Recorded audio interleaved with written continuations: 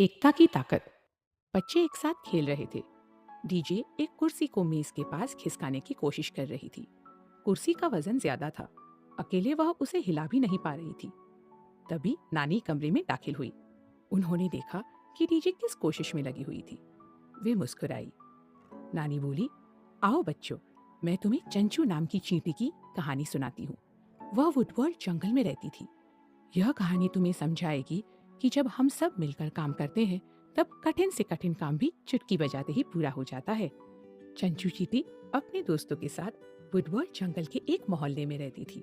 वो बहुत मेहनती थी। वैसे तो उस मोहल्ले की हर चींटी मेहनत करती थी, लेकिन चंचू उन सबसे कुछ ज्यादा ही मेहनती थी। लगातार दिन रात काम करने के बाद भी वह उफ तक नहीं करती थी। मोहल्ले की सब चींटियां उससे बहुत प्यार करती थी। चींटियों के मोहल्ले के पास ही रूमी नाम का एक टिट्टा रहता था। उसे गिटार बजाना और गाने गाना बहुत अच्छा लगता था। रूमी जंगल भर में अपने गानों पर नाचता, उछल कूद मचाता और इंतजार करता रहता कि कोई आए और उसका संगीत सुने। वह अपने आप को दुनिया का सबसे अच्छा गायक समझता था। लेकिन वुडवर्ल्ड जंगल के अन्य छोटे प्राणी उसके बारे में कुछ अलग ही सोचते थे। दुख की बात यह भी कि रूमी बड़ा ही नीच और खुदगर्ज था। अक्सर ही चींटियों के मोहल्ले में चुपचाप घुस जाता और उनका सारा खाना चुरा लेता, जो छोटी छोटी चींटियों ने बड़ी मेहनत से जमा किया होता था। चंचू उस पर चिल्लाती, ऐसा मत करो रोमी, लेकिन रोमी के कान पर जू भी नहीं रेंगती। ऊपर से वह एक खेला छीन लेता और हंसते हंसते वहां से बचकर निकल जाता। यदि कोई चींटी उससे रोकने की कोशिश भी करती, रोमी उसे आसानी से झटक देता और आगे बढ़ जाता। चंचू को बहुत गुस्सा आता, लेकिन उससे भी कहीं ज्यादा वह उदास हो जाती। भला एक छोटी सी चींटी एक हष्ट पुष्ट टिड्डे का क्या बिगाड़ सकती थी। एक दिन वह गहरी सोच में बैठी हुई थी कि अचानक एक विशाल हाथ ने उसे उठा लिया। वह हाथ था एडी का। एडी ने अपने आवर्धक लेंस से उस छोटी सी चींटी को बड़ा करके देखा। फिर एडी ने पूछा, क्या बात है चंचू, तुम इतनी उदास क्यों लग रही हो? चंचू बोली, मैं उदास नहीं हूँ, मुझे बहुत गुस्सा आ रहा है। वह रोमी इतना खुदगर्ज है, इतना नीच है, वह आकर हमारा सब खाना चुरा लेता है। झुंझलाते हुए गौरजी पूछ बैठा, फिर तुम उसे रोकती क्यों नहीं? चंचू बोली, हम उसे कैसे रोक सकते हैं? हम ठहरी छोटी छोटी चींटियां और वह इतना बड़ा। हम्पी ने पूछा, मैं एक सुझाव दूं? उसने सबको बताया कि उसके दिमाग में क्या ख्याल आ रहा था। सबने ध्यान से सुना। तब कहीं जाकर चंचू के चेहरे पर बड़ी सी मुस्कान दिखाई दी। बढ़िया है, चंचू ने आंख मारते हुए कहा। बदमाश रूमी को सबक सिखाने के लिए इससे अच्छा तरीका नहीं हो सकता था। रोज की तरह रोमी अगले दिन भी वहां शान से पहुंचा। चींटियों को चिढ़ाते हुए बोला, वाह क्या बात है, सभी चींटियां मेरे स्वागत के लिए मौजूद है।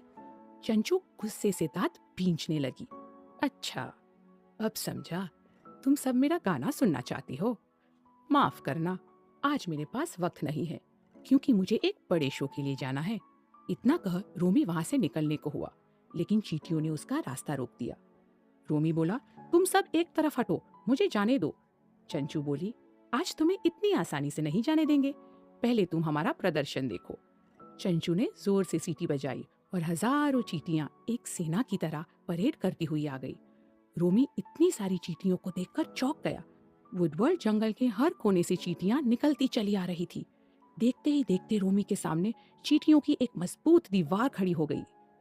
फिर वे सब हंसी और एक कड़ी में बन गई। कुछ ही क्षणों में वे सब एक दूसरे से लटकते हुए एक भयंकर गेंद की तरह हो गई। ऐसा लगा मानो चींटियों की एक चट्टान अपनी पूरी ताकत से रोमी की तरफ लुढ़कती जा रही थी। अब रोमी घबरा गया। चींटियों ने अपनी गति बढ़ाई और डरे हुए रोमी से जा टकराई। रोमी के पैर हिल गए। आ, उई, उई! रोमी पीठ के बल जोर से गिर पड़ा। उन्होंने रोमी को घेर लिया और जोर जोर से हंसने लगी। चींटियां रोमी को धक्का देते जा रही थी और साथ में काटती भी जा रही थी। जीत की खुशी में चंचू ने पूछा, क्यों, कैसा लगा हमारा प्रदर्शन? रोमी की चीख निकल गई। उफ उफ! मुझे माफ कर दो चंचू, अब मैं फिर कभी तुम लोगों को नहीं सताऊंगा। मुझे जाने दो, मुझे छोड़ दो। वह तेजी से भागते हुए जंगल में ऐसे गायब हुआ जैसे गधे के सिर से सींग। जीतने की खुशी में चींटियां चिल्ला उठी। तभी एडी और उसके दोस्त वहां पहुंचे। एडी के हाथ पर रेंगते हुए चंचू बोली, मुझे समझ नहीं आ रहा कि मैं तुम सबका धन्यवाद किस तरह से करूं। तुम्हारा सुझाव बहुत काम आया। हम सब ने एक चट्टान बनकर उस बदमाश रोमी को भगा दिया। अब हमें उससे डरने की कभी भी जरूरत नहीं पड़ेगी। एडी और उसके दोस्तों ने चींटियों को एक अच्छी सीख दी थी। जब पांचों उंगलियां मिल जाती है तब एक मजबूत मुट्ठी बन जाती है। नानी बोली, समझे बच्चों, जब हम एक दल बनकर कोई काम करते हैं तब हम ताकतवर हो जाते हैं। बच्चे मुस्कुराए। अब समझ आया कि नानी क्या समझा रही थी। सब उठे और मिलकर भारी कुर्सी को बड़ी आसानी से खिसकाने लगे, क्योंकि एक से भले दो और दो से भले चार, उनकी ताकत एक चट्टान बन गई थी। हमने क्या सीखा? जब हम मिलकर काम करते हैं तब हम एक चट्टान की तरह मजबूत हो जाते हैं।